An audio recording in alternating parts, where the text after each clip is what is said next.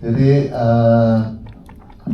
saya bahagia sekali ya bisa berbagi karya ini.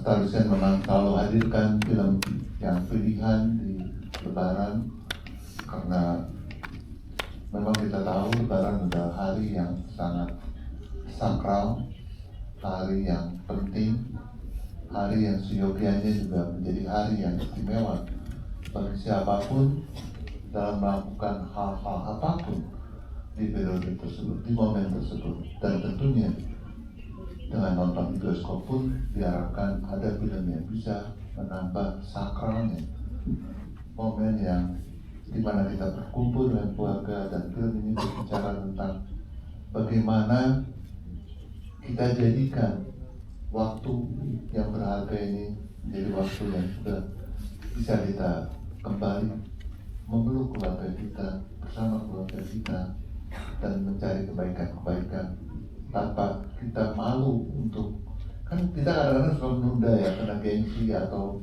malu atau apa gitu, tidak bisa untuk begitu saja bisa berdamai. Tapi menurut saya inilah hari berdamai, dan seni akan naik sebuah tontonan yang akan membuka kita untuk berdialog.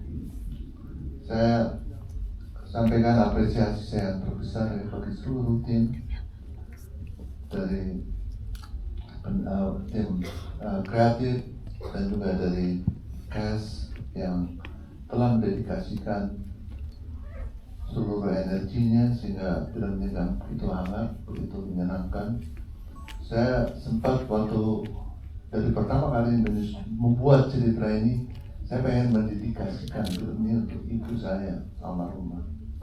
Tapi setelah saya jadi film ini, saya rasa ini bukan milik ibu saya saja, ini milik semua orang, milik setiap ibu, milik setiap anak yang punya ibu. Ini adalah perayaan Lebaran tahun 2026, perayaan tentang keluarga yang seutuhnya. Semoga harapan saya itu bisa tercapai. Terima kasih. Ya, tentunya kita udah melihat potensial Mbak Dina ini dari film Dua Hati Biru ya, berkolaborasi dengan Mbak Gina, dan di situ kita melihat sisi yang mungkin nggak semua saudara punya, sisi yang detail atau eksekusi yang menurut saya mungkin hanya saudara perempuan yang bisa menangkap itu semua. Dan ya gitu sih menurut saya. Dan saya juga mau bilang terima kasih karena Mbak Dina ini sabar banget. Tadi kalau kalian tahu, salah satu karakternya itu ada anak saya yang paling kecil, yang jadi Tasya kecil, dan unik banget menurut saya karena yang biasanya istri saya bermain dengan Mbak Mel, kali ini anak saya yang bermain dengan Mbak Mel. Gitu sih, saya banget, thank you banget. Tantangannya seru. Ada berapa orang yang di sini rasa Tante Mer ini mirip banget sama ibu kalian?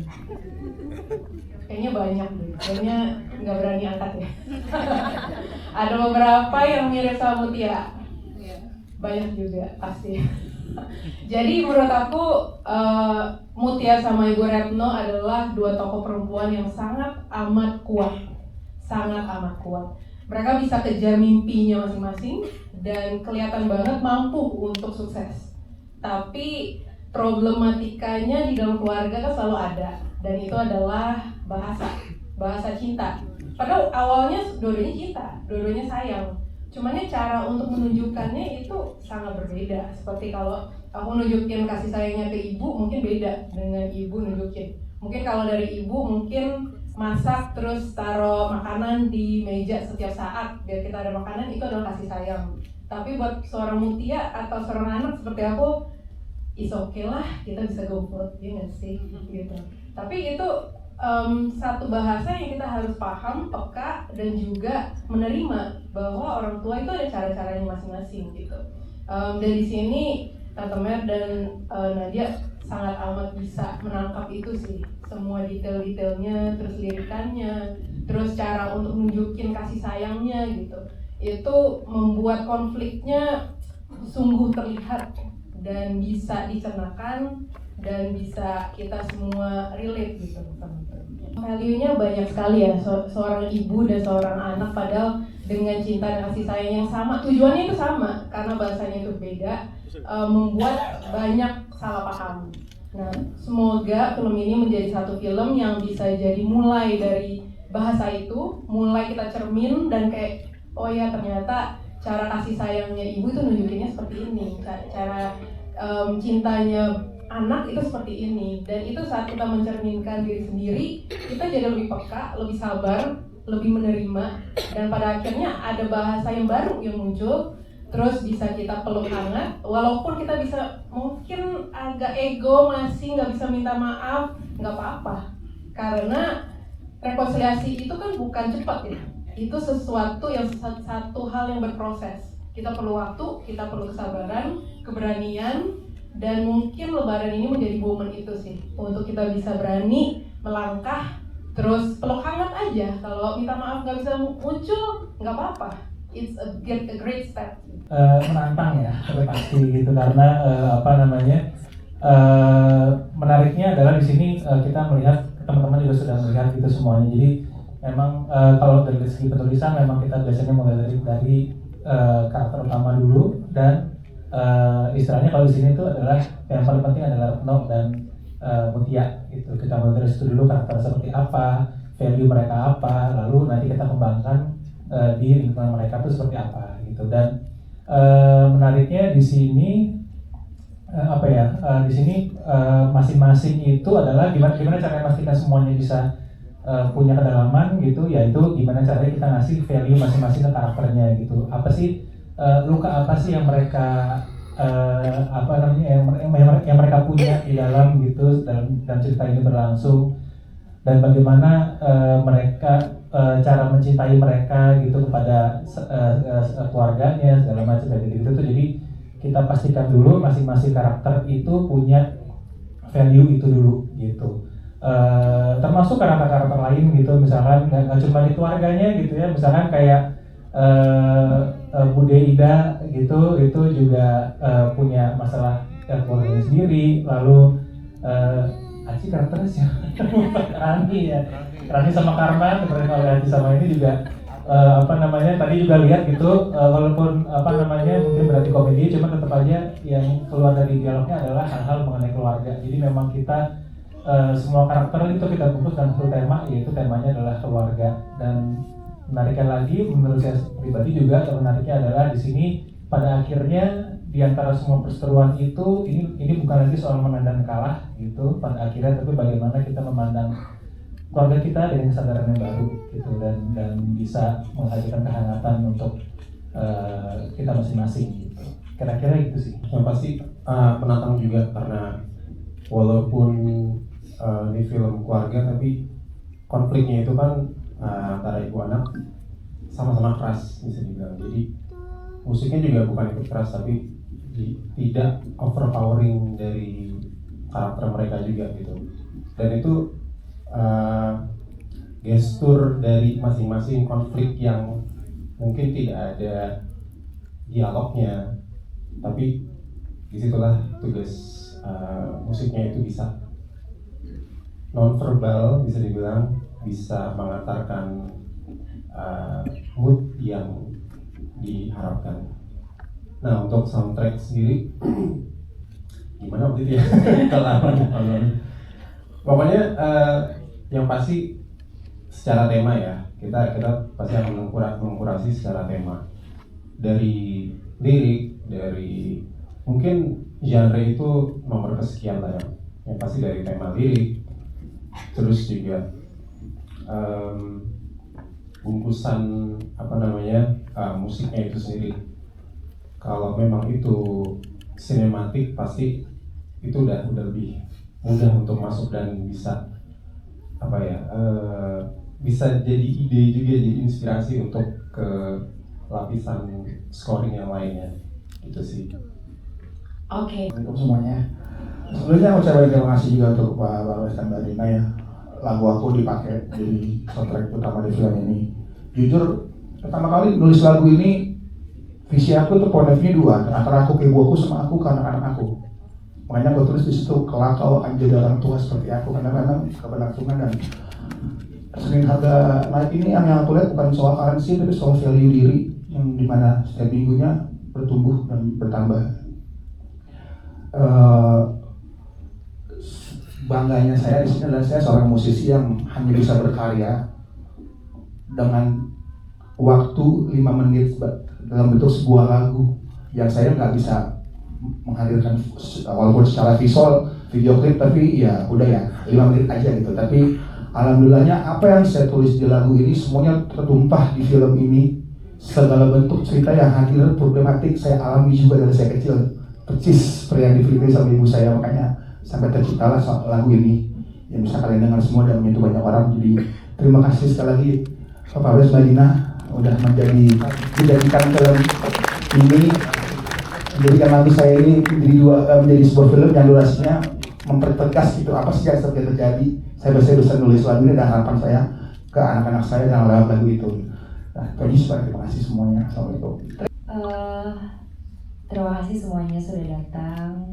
Pastinya berat sekali karena banyak yang puasa mungkin. Tapi terima kasih sudah nonton film kami. Mungkin menjawab pertanyaan yang tadi, happy banget waktu aku diajak untuk bergabung di proyek ini, apalagi pas tahu kalau mamaku adalah Tante Mona. Tapi yang menariknya sebetulnya kalau misalnya teman-teman semua lihat di filmnya seorang Bu Retno itu seperti apa karakternya, ya sebetulnya kurang lebih Tante Mer juga seperti itu. Jadi on set off set tuh ya memang mama-mama ya, emang ibu-ibu Indonesia tuh seperti itu ya gitu. Tapi itu yang justru membantu aku dan juga anak-anak yang lain gitu sebagai anaknya Bu Retno tuh untuk lebih ya memang kita mencintai ibu kita, tapi memang bahasanya seperti itu gitu loh. Maksudnya mama tuh kayaknya tuh menyebalkan gitu, tapi walaupun itu kita tahu sebetulnya mama tuh sayang sama kita gitu. Oke. Tapi ada nggak mungkin sedikit yang menyentuh untuk Nadia sendiri dari film ini, kira-kira di part mana tuh? Banyak sih sebetulnya gitu, karena aku yakin semua keluarga tuh punya problemnya masing-masing gitu, dan sebaik-baiknya keluarga tuh pasti ada aja gitu problemnya. Dan kalau di aku sendiri jujur mungkin ada sedikit sama-sama Mutia soal kebebasan dan jadinya jadi membuktikan diri sendiri gitu. Dan Mutia ini juga kan sebetulnya tidak sadar bahwa hidupnya itu didasari dari aku harus membuktikan ke orang lain bahwa aku tuh punya value yang seperti ini. Padahal mau sampai kapan sih istilahnya, kita juga nggak ada loh batas di titik ini loh aku udah berhasil tuh di titik ini gitu. Sebetulnya itu kan nggak ada gitu. Jadi itu sih mungkin itu yang mirip kali ya sama aku. Dengan sosok Nadia ya. Iya. Aduh, saya tepuk tangan dong untuk Nadia. Nadia padahal anak pertama ya kalau dalam keluarga. Iya, aku anak pertama, jadi mix Mas Amal sama Mutia. Oke, saya ke Tante Mel di sini sebagai Ibu Retno yang sangat protektif, keras ke anak-anaknya. Tapi padahal di balik itu semua ada rasa kasih sayang yang sangat besar yang ingin ditunjukkan. Cuman gengsi atau apa itu juga ya kalau kita lihat. Tapi enggak juga kayaknya. Komunikasi paling penting, tapi untuk Tante Mel sendiri di film ini kan membawa pesan yang sangat besar untuk ibu di luar sana. Bagaimana Tante Mel melihatnya? Selamat sore semuanya. Sore. Kuat-kuat ya, sebentar lagi.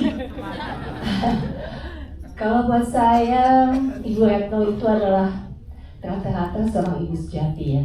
Apalagi dia adalah single mother, yang otomatis harus 2 kali lebih keras daripada ibu-ibu biasa. Di awal cerita ada dialog dia yang sebenarnya spoiler. Asal segala sesuatu dalam kendali saya, everything will be fine. Itu sebenarnya, dia ingin mengendalikan segala sesuatu. Dia pikir dengan mengendalikan, ya itulah kasih sayang dia terhadap anak-anak. Anak-anak akan baik-baik aja. Kuliah, menurut dia kuliah yang bagus sementara itu di mana, kerja yang di mana. Masalahnya, anak-anak kan punya ambisi sendiri. Begitu anak-anak udah besar, punya ambisi sendiri, baru ada clash. Masalahnya menjadi ibu yang sejati akan dituding, akan dicaci, tempat pelukan, tempat tangisan, tempat curhat. Itulah ibu sejati, tanggung jawabnya berat banget. Kadang-kadang itu yang kalian suka lupa. Itu aja. Wow. Jadi mau telepon ibu ya, kalau sekarang boleh izin dulu mau telepon ibu tiba-tiba. Baik, selain ini kalau kita lihat nanti kita akan ngobrol lagi sama Tante Mer. Saya akan ke pasangan yang sebelah sini dulu. Di sini ada Andri dan juga Givina, plus di tengah-tengah tentu saja ada anak yang sangat lucu. Oke, di sini ada Amal dan juga Taris yang di keluarga Ibu Retno ini tinggal udah terpisah, tapi saya ke Kak Andri dulu nih. Kalau kita lihat menjadi anak pertama, katanya paling berat, laki-laki lagi. Terus menghadapi ibu dan 2 adiknya. Bagaimana nih seorang Andri mendalami karakter Amal sendiri? Halo semuanya, selamat sore. Terima kasih udah berbagi waktunya untuk nonton film Seni Harga Naik. Oke. Agak aus ya kayaknya. Oke. Karakter Amal tuh untuk mendalaminya sebenarnya ketika aku baca pertama skripnya itu aku udah cukup tergambar sih sebenarnya ya. Udah cukup tergambar bahwa Amal adalah anak laki-laki pertama dan keluarga ini memang tumbuh besar tanpa kehadiran seorang ayahnya gitu. Jadi aku juga punya beberapa teman yang seperti itu untuk keluarganya. Jadi anak laki-laki inilah yang berusaha menjadi seakan-akan berusaha menjadi sosok pengganti ayahnya untuk selalu bisa mengakomodir segala kebutuhan keluarganya. Walaupun itu berat, ya namanya anak pertama kan biasanya dia nggak pernah ngomongin sih karena dia anak pertama gitu. Dan aku waktu pas pertama kali reading aku ingat banget tuh kita habis reading rame-rame terus pas bareng sama Nadia sama Naila sama kita juga ada beberapa part yang kayak kok kita sebagai keluarga kakak adik, kakak pertama, kedua sampai yang bontot di dalam konfliknya itu kita nggak ada closure-nya gitu kan. Kita nggak ada closure-nya, tapi aku waktu itu ngerasa klop banget karena Nadia sama Naila juga ngerasa iya kita nih sebenarnya kalau kakak adik kalau berantem tuh at least harus ada closure apapun itu bentuknya gitu. Dan tapi waktu itu belum ada ya di script, mungkin masih draft berapa gitu. Jadi aku langsung merasa kayak wah orang-orang ini juga seru nih gitu. Jadi aku merasa kayaknya aku nyambung banget sama mereka. Kalau teman-teman lihat enggak ya? Saya tuh pasangan itu yang sebelah kanan ya Andri. Aku berarti terbawa sendiri. Gitu, jadi aku merasa nyambung secara visi, maksudnya secara visi nyambung. Benar, secara visi nyambung. Benar. Terus habis itu ketemu istrinya juga Givina, aku udah kenal dia juga dan menurutku cukup mudah kita juga membangun komunikasi Givina ya. Dan anaknya juga gemes banget nih. Mirip lagi. Ada mana mirip. Halo. Itu jadi kurang lebih dari Amal. Oke, kalau dari Taris sendiri nih yang diperankan sama Givina, di sini kan kalau dilihat mereka saudara ya, kakak adik. Tapi di sini ada sosok Taris yang dari luar, orang luar masuk menjadi menantu ipar gitu kan, menghadapi mertua juga. Apa sosok dari Taris yang akhirnya bisa Givina pelajari? Kesabaran seluas samudra gitu ya. Kalau yang Givina pelajari dari Taris, karena belum tentu Givina kalau di posisi Taris tuh bisa menerima, bisa sabar menunggu untuk diterima gitu loh sama ibu menantunya yaitu Bu Retno.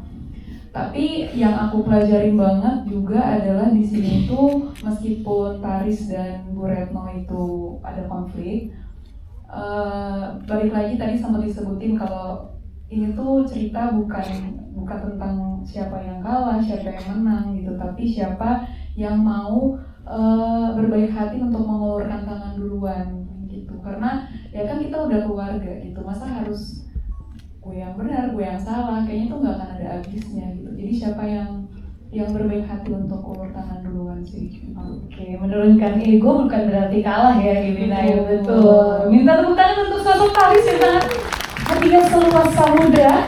Apalagi di sebelahnya ada Adam. Halo.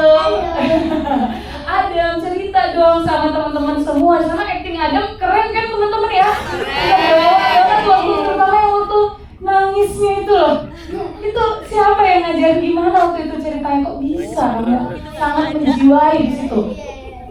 Apa ya? Gimana, apa ada yang ngarahin dia, mungkin Tante Dina bilang, kamu nangisnya mau pakai bohongan atau nangis sendiri, ini nanti dibantu atau kayak gimana waktu itu? Aku sih kalau nangis gak dibantuin siapa-siapa. Bisa keluar air matanya. Aku langsung pakai muka sedih, habis itu air matanya langsung keluar.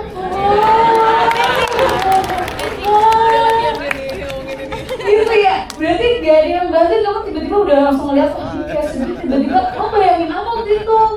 Gak bayangin apa-apa. Gak bayangin apa-apa, tapi bisa langsung sedih? Bisa. Wah, tapi sekarang jangan sedih ya. Iya. Seneng nggak? Tapi seneng nggak di lokasi syuting? Sama Dong Andri, ada apa yang paling kamu senengin di lokasi syuting? Main nuda sama. Main apa? Main nuda sama. Oh, main nuda. Tante Givina. Main nuda sama Tante Givina, luar biasa sekali. Adam, sudah tepuk tangan untuk Adam. Yang sangat natural sekali. Actingnya luar biasa loh kamu. Ya? Iya. Oke, saya mau ke tante kamu dulu nih, ada Tante Tasya. Mau ngobrol sama Tante Tasya dulu ya? Oke. Tante Tasya di sini diperankan oleh Naila. Naila gimana nih? Pengalaman acting sama benar-benar senior bisa dibilang ya, ada lintas generasi juga. Kamu berperan sebagai si Bontot dan kamu juga anak terakhir ya kalau nggak salah ya. Nah, gimana nih? Boleh diceritakan sebagai Tasya. Terima kasih. Halo teman-teman semuanya, terima kasih banyak sudah hadir. Pengalaman aku sangat-sangat menyenangkan pastinya, tapi aku bisa bilang menurut aku Tasya ini di antara 3 anak Mama Retno, Tasya yang paling mengerti bahasa cintanya Mama. Betul nggak Mama? Betul dong. Jadi Tasya lebih kesayangan Mama bukan? Oh bukan? Ya. Sudah terasa sendiri. Perasaan. Menyenangkan banget syuting sama Tante Mer, sama Kanat, sama Mas Andi juga, sama teman-teman semuanya. Banyaknya ini pertama kali buat aku, tapi rasa kekeluargaan yang diciptakan dari proses reading sampai proses syuting, bahkan aku ngerasa benar kayak yang tadi Kanat bilang kalau Tante Mer itu Mama Retno banget. Jadi selama di lokasi tuh ngeliat Tante Mer itu ya sebagai mama yang ada bawel-bawelnya, bawel-bawel tapi sayang gitu.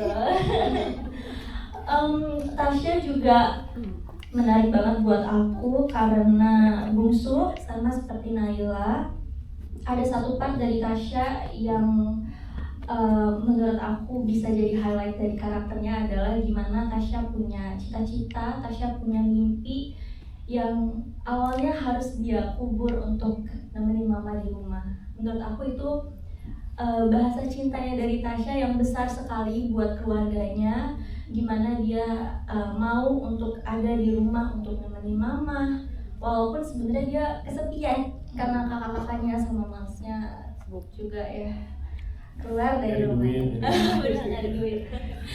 Tapi ya seru banget gimana prosesnya, gimana hasilnya juga kebetulan aku udah lihat, dan semoga rasa hangat yang mau disampaikan itu bisa tersampaikan buat kalian semua. Oke, terima kasih Naila. Tersampaikan kok bahasa cinta Naila, bahasa cinta Tasya untuk Mama. Sampaikan. Oke, saya akan ke Hamish yang memerankan sosok bos di sini yang menuntut anak buahnya supaya Senin harga naik, jadi harus laku semua propertinya ya. Tapi di sini memerankan karakter bos yang harus memotivasi anak buahnya, tapi juga pasti ada perasaan-perasaan melihat bagaimana pertumbuhan karakter dari pemain di sini. Bagaimana seorang Hamish melihat film ini secara keseluruhan sebagai bos juga ya. Sebagai bos. Halo everybody, apa kabar? Oke, tinggal 1 jam lagi nih, sabar ya. Yeah, just straight up, saya di sini bukan villain, I'm not a villain in this movie. Cuman mungkin di sini bisa kelihatan ya, saya di sini bos, bukan mau manfaatin orang ya, cuman pengen maksimalkan hasil untuk perusahaan. And I feel like the message here is with karyawan-karyawan, you know, climbing the ladder, apakah worth it nggak sih untuk bikin hidupan kita tuh jadi kacau? Is it worth climbing that ladder for success? Selain itu yang aku suka dari skrip ini, satu aku rasa juga penonton dikasih room ya untuk mikir, nggak cuma langsung disuapin aja gitu loh. Maksudnya semua orang punya interpretasi rasa sayang itu beda-beda, dari karyawan ke bosnya, bos ke karyawan, anak ke orang tuanya. I feel like there's a lot of depth in this movie yang menarik, dan aku rasa banyak orang bisa relate ke film ini. So thank you for watching, enjoy. Baik, selain karakter dari Ruli ada juga karakter yang menarik. Ini ada Patria yang diperankan oleh Razan Zhu yang udah do acting sama Naila. Ini gimana nih? Saya ke Razan dulu ya. Udah do acting sama Naila itu untuk peran sebagai dokter. Iya, gimana membangun chemistry satu sama lain? Halo, selamat sore, salam kenal, saya Razan Zhu. Calon dokter kali? Iya, belum jadi dokter. Berarti sama Naila pastinya sangat terbantu karena kan iyalah, salah sih. Karena sebelumnya persiapan buat ini tuh aku nggak begitu panjang, jadi yang sangat kebantu itu ngobrol sama Naila supaya nyawain visi kita kayak pengen bentuknya kayak gimana gitu kan. Terus selama di lokasi juga dia benar-benar ngebantu aku buat kita jajannya kayak gini yang benar kayak untuk dia bisa nge-make up gitu sih. Jadi lovely. Terima kasih ya. Naila yang mau ditambahin? Kita semua ekspresi Mutia dari atas tangga yang apaan sih? Ngomongnya diulang tapi kamera ke Mutia boleh nggak? Gengsi banget. Naila ada yang mau ditambahin? Apa ya, mungkin kalau dari aku ya itu sih prosesnya menyenangkan banget. Emang mungkin press reading kita tuh gak terlalu panjang ya waktu itu, cuman justru pada saat di set itu kita malah jadi makin kita ngobrol banyak dan ngebentuk gimana caranya. Dan ternyata Reza juga lovey-dovey kok, jadi sangat menyenangkan. Ada misalnya Bapak Parwes ya? Lovey-dovey bestie lah ya intinya. Oh iya. Ya, lapar ya cilok mainnya.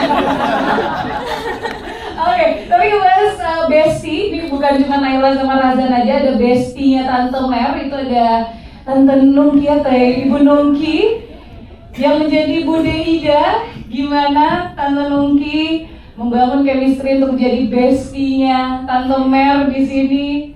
Menyenangkan sepertinya ya. Halo semuanya. Seneng banget lo bisa main lagi dengan Mer. Mer ini adik saya, salah satu mahma film Indonesia, dan dia masih mahma menurut saya. Jadi, biar kamu senang sayang. Begitu saya bertemu dengan dia dan bermain lagi dengan Mer, bahagia banget. Makasih Pak Parwes, saya dipertemukan kembali dengan Mer. Dan saya rasa saya di sini yang paling senior ya di ruangan ini, dan senior masih bisa berada duduk di antara yang muda-muda ini. Rasanya inilah film Indonesia. Dan perannya Bude Ida tidak banyak, tetapi menjadi penting karena dia membangun toko roti itu bersama-sama dengan Mer. Dia tahu bagaimana Ibu Retno itu kerasnya, dan waktu dia memperlakukan anak-anaknya seperti itu, ya dia memang harus bertarung untuk menjalankan hidupnya sebagai single parent. Tapi dia juga tahu Ida bahwa Retno ini sayang sekali pada anak-anaknya.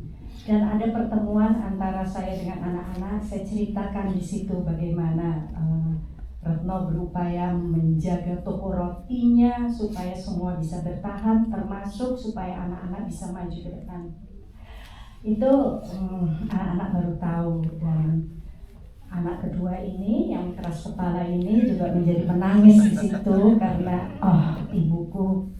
Tapi Ibu Ida itu tidak pernah mendramatisir, sehingga waktu ada kata-kata dari Retno, apakah saya gagal sebagai ibu, Ida juga tidak bilangnya, oh iya kamu harusnya gini-gini gitu. Enggak, dia bilang ya kayak bikin roti aja kita. Hari ini gagal, besok bisa pentat gitu. Tapi kita tetap bikin roti, nggak pernah berhenti. Ibu nggak pernah berhenti menyayangi anaknya.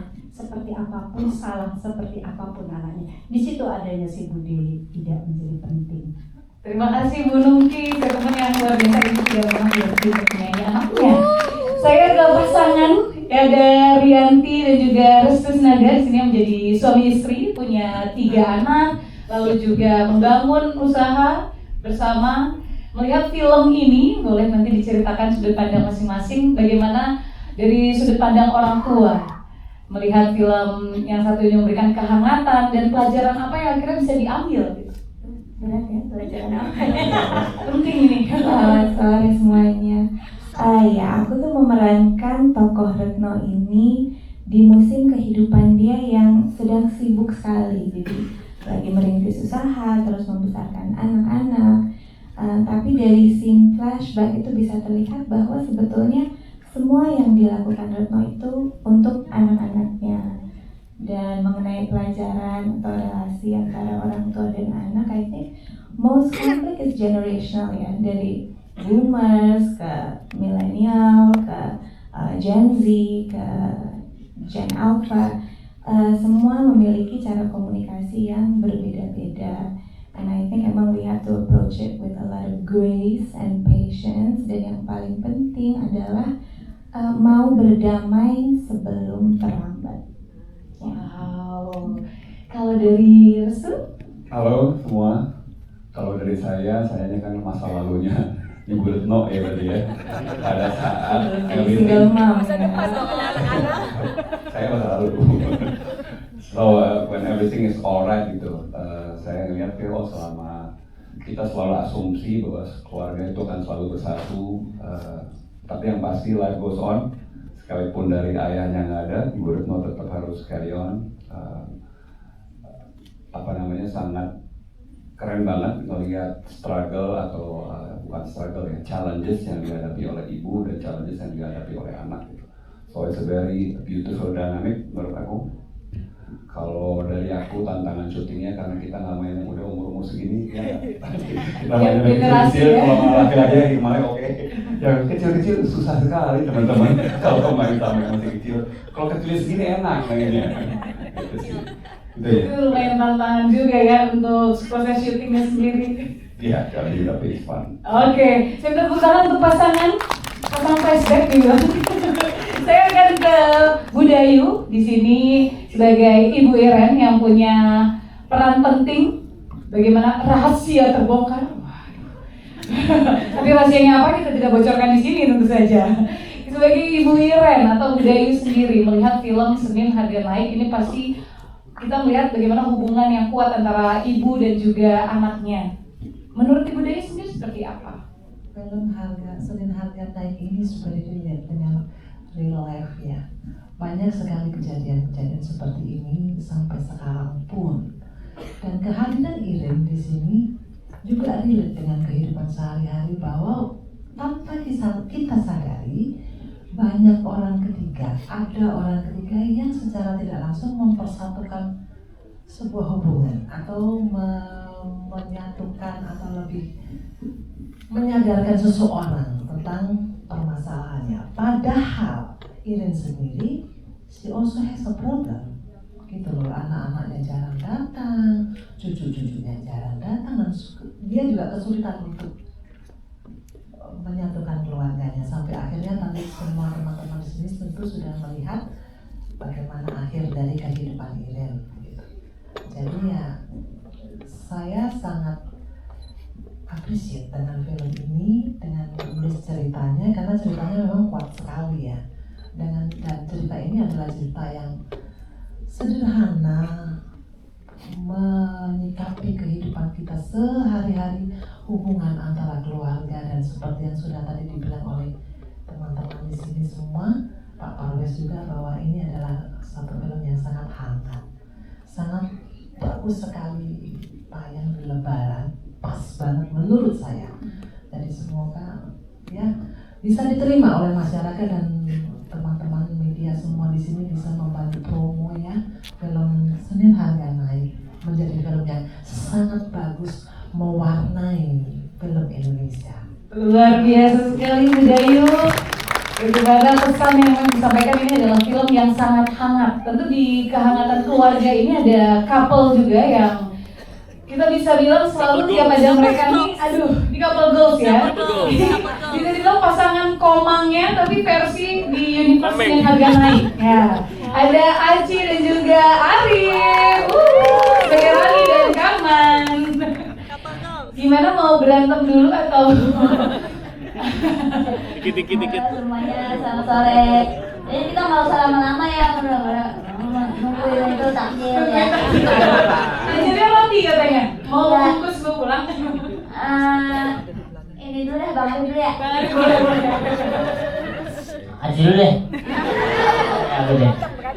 Jujur saya pas ketika ditawarin film itu sangat menyentuh banget gitu. Jadi pas ditawarin Pak itu sama Pak Parwes, Arif mau film Seni Harga Naik gak gitu? Apa itu? Saya bilang gitu. Karena saya di fakir yang pilih-pilih. Kebetulan biayanya satu ini. Gitu.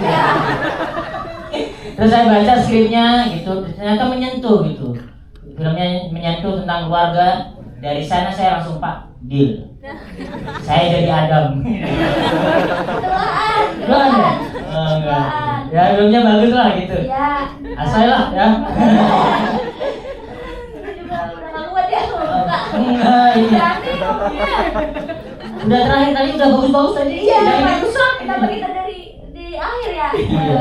Tapi aku sebenarnya mau ngucapin terima kasih sama Star Vision, akhirnya aku main di Star Vision lagi.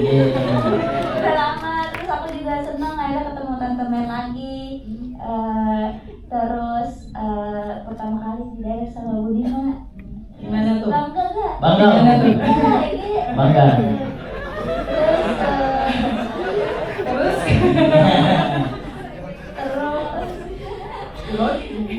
terus ini filmnya kan tentang keluarga ya, soal ibu. Lu Ya, punya ibu gak? Sebenarnya tim jatuh kan. Tapi kan kita memang di sini kan buat penyeimbang keluarga ini. Iya. Kan memang keluarga problematik itu. Iya, gue juga di cerita di Seni Harga Naik, si Rani gak punya ibu kan? Iya. Gue juga aslinya gak punya ibu. Makanya di sini kalau ada yang mau jadi ibu gua, saya ini dah setiap bulan saya kirimin beras sekilo, mau nggak? Ada. Risetnya beneran ya sampai ke ini ya buat memang. Iya makanya beneran. Risetnya tuh apa jangan-jangan pas itu di rumah gua ada yang jadi intel gitu kali ya? Ini si Aci beneran ada emaknya apa kagak gitu kali ya? Terus itu keren banget nih emang nih penulisnya juga. Mendalami banget ya? Iya mendalami banget. Dan ada fun fact katanya. Apa itu? Kan Rani kan selalu minta roti buat dibawa Oh iya benar. Nah si Kaman tuh pernah ngintip ke rumahnya. Ternyata orang tua Rani tuh memang dia makan nasi lauknya nih. Tapi dipotong lagi. Jadi lauk ya roti ya. Kalau gitu senang lah Kak, aku ada di project ini gitu. Alhamdulillah dikelilingi sama orang-orang yang suportif gitu, menyenangkan sama syuting. Semoga nanti bisa ketemu lagi di project yang lain gitu. Sehat-sehat juga semuanya. Ada yang kedua katanya. Saya harga naik sampai 300 Pak ya. Berpanjang ya kontraknya. Oke, saya tepuk tangan